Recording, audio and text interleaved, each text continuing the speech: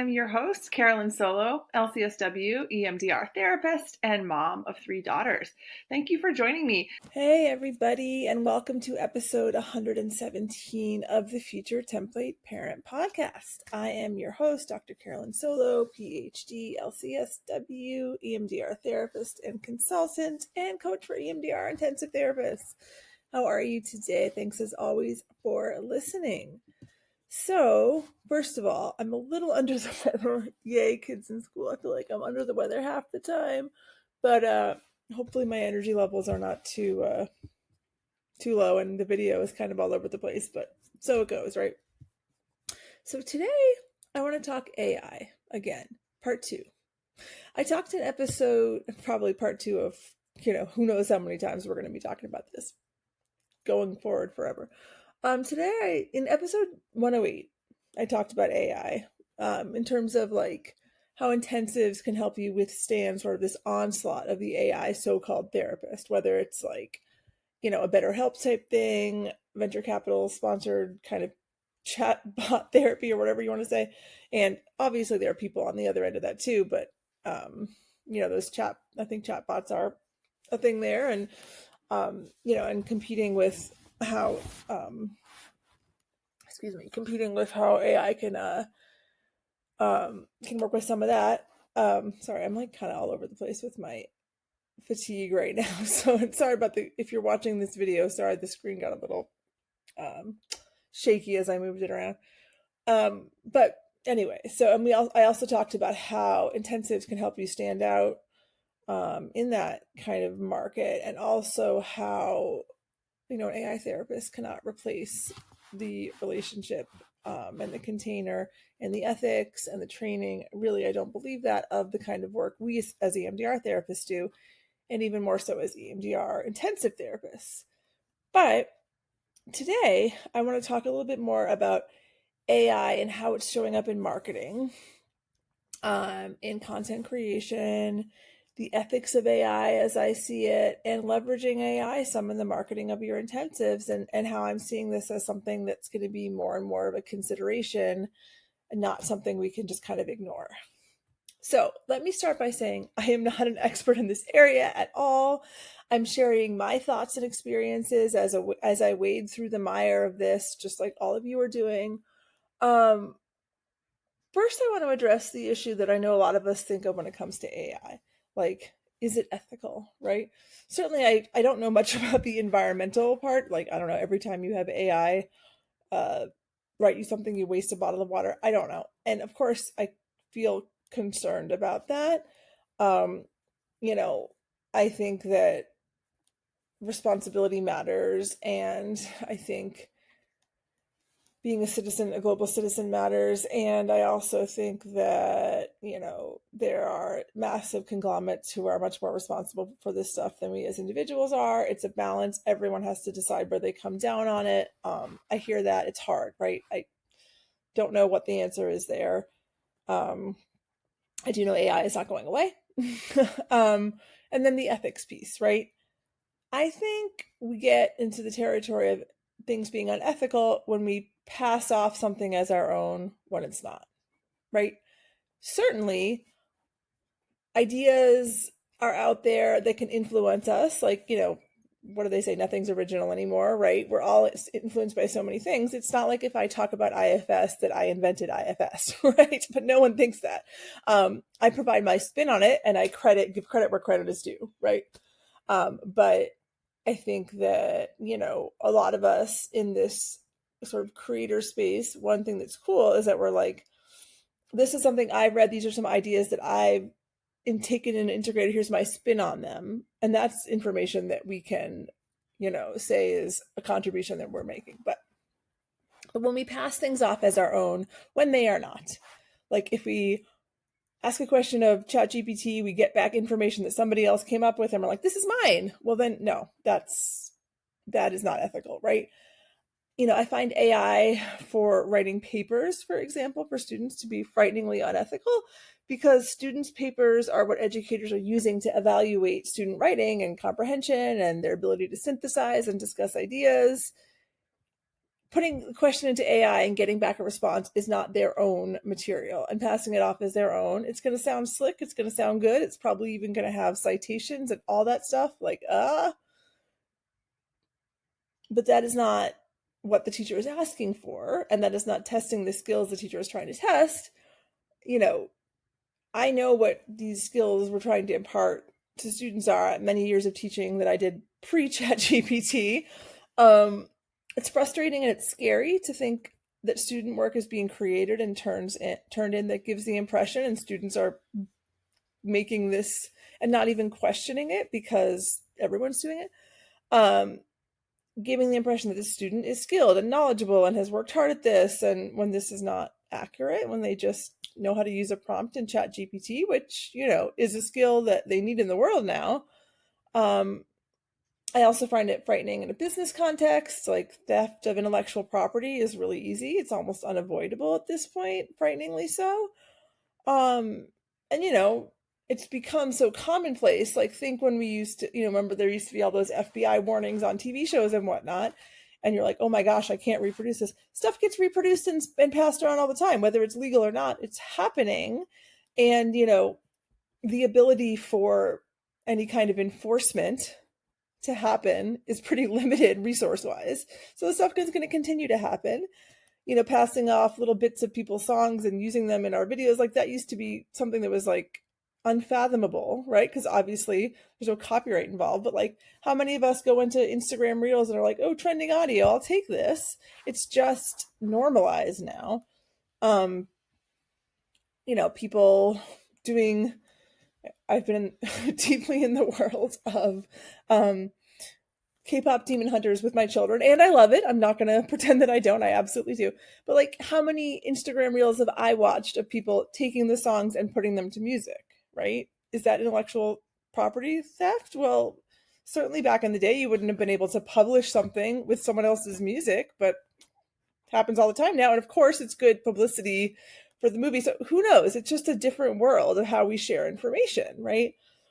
But that doesn't mean it's without problems, right? Intellectual property theft tricks people.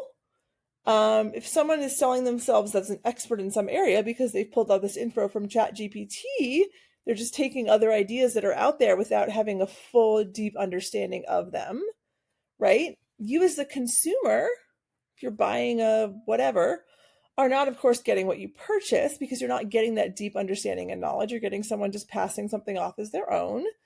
You're probably getting an inferior product if it's just a cheap AI imitation by someone who doesn't understand the concepts and the nuances of what they're selling.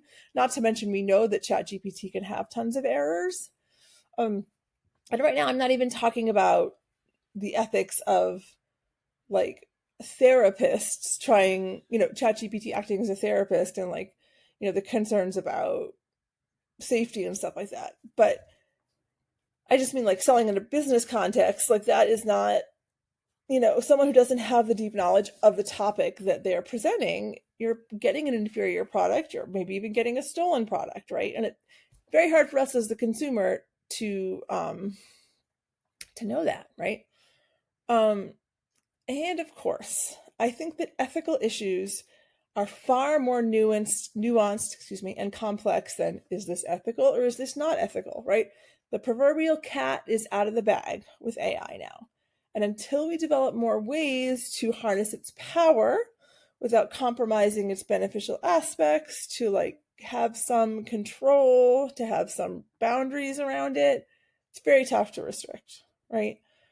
And those who are restricted from its use, whether maybe there's capacity to use it, I'm thinking of age or disability or access to technology, certainly there's a wealth gap and technology access, of course, any other limiting factors, serious equity issues there, right? The student who doesn't have a smartphone is not going to be able to do that ChatGPT essay, right? And then there are those who choose not to use AI for their own purposes, which is honorable and a personal choice, but they are going to be impacted because there's a groundswell of individuals who are using it. So it's like, it's not a ChatGPT AI is bad or it's good, right? And it's here. It's here to stay. What do we do with it? right? Just like, the hand wringing over the internet 30 years ago or 40, 20 years ago, 10 years ago, always. Smartphones are here to stay. What do we do about it, right? YouTube and kids watching YouTube shorts is here to stay. What do we do about it? And adults using all this stuff is here to stay. What do we do about it? And of course, capitalism, we're in a capitalistic society. People are going to see something and be like, I could make money doing this. I could take this product and sell it as my own and make money doing it. How many of those coaches on Instagram that are like, make $10,000 a week in 2 hours of work a day or whatever? Where is that stuff coming from, right? They're repackaging and selling something else, most likely. So it's really hard to know where to come down on these issues. And I think we all have to grapple with them. But in general, it's not as simple as like, is this ethical? Is it not ethical? Is this a yes or is this a no? So that ethical piece kind of prefaced. And again, this is kind of just my off the top of my head rant. So if something I said isn't correct, please let me know. But this is my perspective as I'm seeing it now. So, but on to using AI, particularly in marketing, how I'm using it now, how I foresee continuing to use it. This episode was a bit inspired by an episode I heard from the Bad Therapist podcast. Felicia Boyle, I believe is her last name, is the name of the coach and therapist behind that podcast. Yeah, Felicia Boyle, the Bad Therapist. Definitely check out her podcast. It's amazing. She's a great coach and therapist, but she's got lots of great stuff. But I was listening to a recent episode of hers, which really made me think about this topic more. And she was talking about AI a lot. She talked about how people are starting to go to what I believe she called like no-click results over like clicking on Google results. So like, you type in your question and then you get this AI summary at the top of before you even get to the actual individual websites, right? That's a compilation of all this different information across the web. And she was talking about how this is impacting website clicks. Like people are getting their answers, tips for dealing with anxiety from that, as opposed to like a blog post of yours that used to rank really high on Google and maybe still does, and is most likely informing, could be informing that AI summary, but you're not going to get the credit for it in the same way. And you're not going to get those clicks to your website that then help you rank higher, right? So basically, if SEO has been maybe your only marketing strategy thus far and it's been working for you, it may not be enough anymore. And basically her message was, and I totally agree with this, like we need a multi-pronged, multi-legged stool for marketing. I think she used the term marketing ecosystem. That's what it's all about. Not just a single approach is going to work anymore sustainably in this world of AI, especially as a premium fee therapist, where we need to be standing out and asserting our authority in a lot of ways and in a lot of places to get that trust that someone will invest, $6,000 in us. And, obviously this includes us, the intensive therapist. And I know this concept of the marketing ecosystem, the multi-legged stool, which is something I talk about in all of my coaching programs, and it's something that I myself use. I know this can seem daunting, right? But the more AI and AI searching grows, the more sophisticated our marketing needs to be, for better or for worse, okay? When we're talking multiple approaches, I'd say at the very least, if you don't want to do anything else, you need an excellent website with lots and lots of niche content that, even if it isn't getting you as many clicks, is getting you like included in some of those AI summaries, and maybe we'll even mention your name at some point up there. And it's going to get you ranking still. So if people are looking down, they're going to see you. And yeah, that you're on the page one, right? So you need that. Because like with all the information that AI can provide with those, no-click summaries, we're much less likely to see people going to page 2 or page 3 of a Google search. We're just not, right? So that's one. You need, if there's only 2 legs of your stool, which I guess would fall over, maybe it's a ladder, I don't know. I can't think of the right metaphor right now, but you need that excellent, excellent, excellent website, like truly excellent content and truly thorough and robust. And then you need a fantastic referral network that you're constantly nurturing, like really, really nurturing, which I know is really hard for a lot of therapists, because I know this because I'm coaching a lot of therapists in exactly this. But if you can do those two things really well and consistently, it's not a one and done. You don't, network for a month and, do an excellent website and then no more. You need to constantly be continuing that on both ends. That can fill your intensives practice, but you need to constantly be excellent and constantly be working hard on both. Marketing is not like, I'll do this for a while and then I should be good. That doesn't really work anymore. Things move too fast for that. You don't stay top of mind in the same way when there's so much noise, right? So certainly, ways that I am seeing myself using like ChatGPT and AI, say, sort of supports in, say, web copy, right, is that, you can get some help with web copy if you're feeling stuck, right? You can say, like, you can put in a prompt where you get some ideas. But of course, and this applies for anything that I'm talking about in terms of using AI to help you with any kind of content creation, is you need to be editing. You need to be making it your own. You need to make it sound like you. You, of course, want to be fact checking everything. I think AI prompts can like kind of get us through some of that writer's block and like analysis paralysis, right? But the algorithms still know what's quality content and what's just spitting back something that was given to you, right? So great, use AI for getting started on some of that web copy, for getting some blog posts up consistently, because that kind of content, and you're using AI to start and then expand, right? Not in your own, with your own stuff, but that kind of really detailed blogging, really consistent blogging, really thorough web copy that establishes you as an expert. And the only way it's going to sound like that is when you bring in your own stuff to it, right? ChatGPT is just a beginning.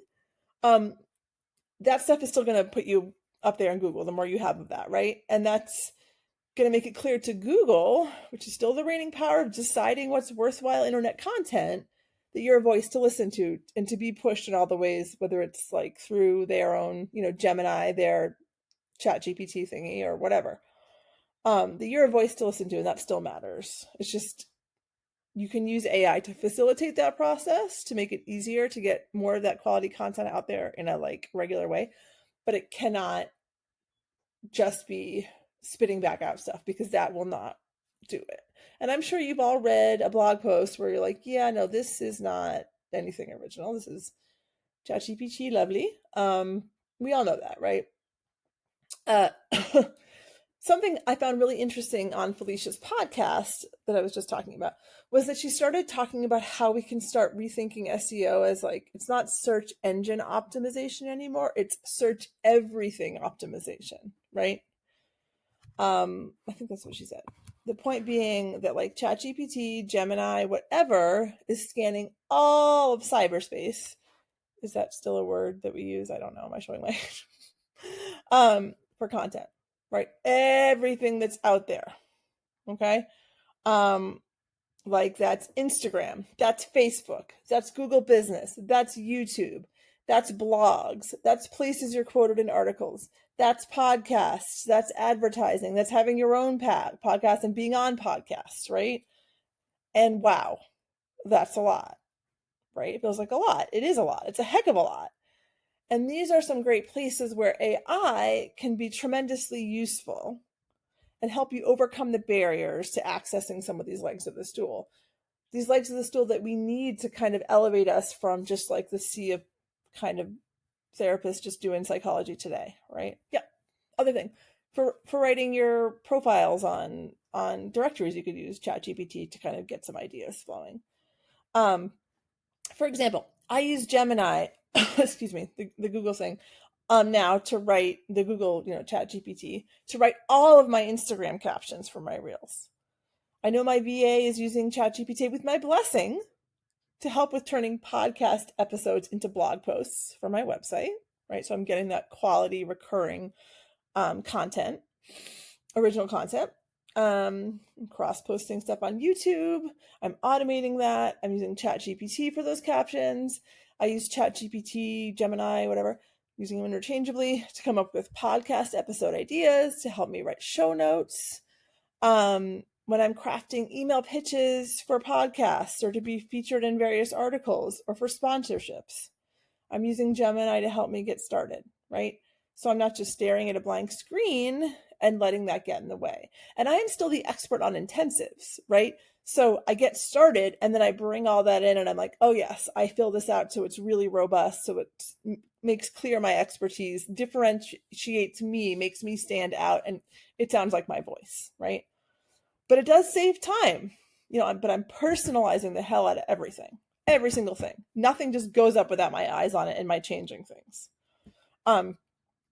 But I'm using it to make things easier and faster so I can get myself in lots of places at once, because that's what it's starting to take to stand out. And I know that can feel really hard, but people just going to your website and reading your About Me page is like not necessarily going to be enough anymore, right? One last thing I want to talk about is like training ChatGPT. I've trained Gemini to sound more and more like me and to know more about what I do and who I am as a therapist and as a coach, so that the quality of content I get back is much higher and more personalized.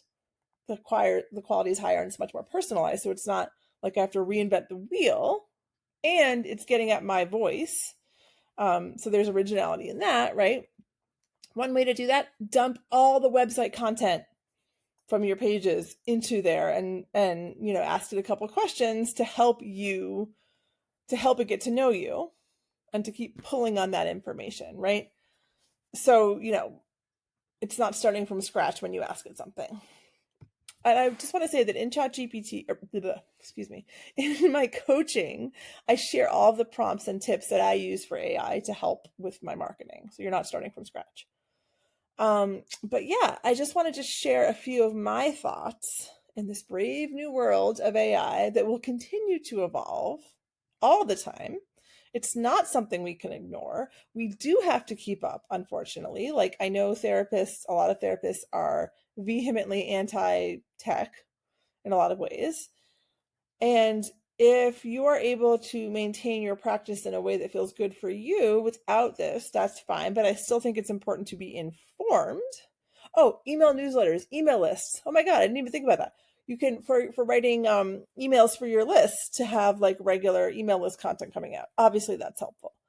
But yeah, we need to keep up, right? We need to keep up. People are looking for us in lots of places and want to know a lot about us. Okay, so they want to know that there's a lot of places where they can find out about you, hear your expertise, believe in your expertise. If they're investing big bucks, like they are intensive, they want, if someone's going to spend $6,000 on you, they're not just going to plunk it down and be like, yeah, I think it's going to be fine. Especially now in the world that we know how much information there is out there, there are going to be other intensive therapists who have a ton of information about themselves out there. You probably want to be considering that as well. Your About Me page, like I said, is probably not all they're going to want to know about you, okay? So being seen in a lot of different ways is mattering more than ever for a lot of different reasons, AI included. I know it can feel really overwhelming. It can feel scary. I also don't ever want to underplay the ethics piece that I was talking about. All that is true, but maybe this is an area in which some coaching could help you. And I'm happy to be that support as I continue to build my own knowledge base about this and find out what works, especially through the lens of intensive specifically. So, that's why you come to me, to get that very niche down coaching experience. I've got some one-to-one VIP day slots open this fall if you really want to get to work on this before my group launches again in January, because I have already launched the fall group.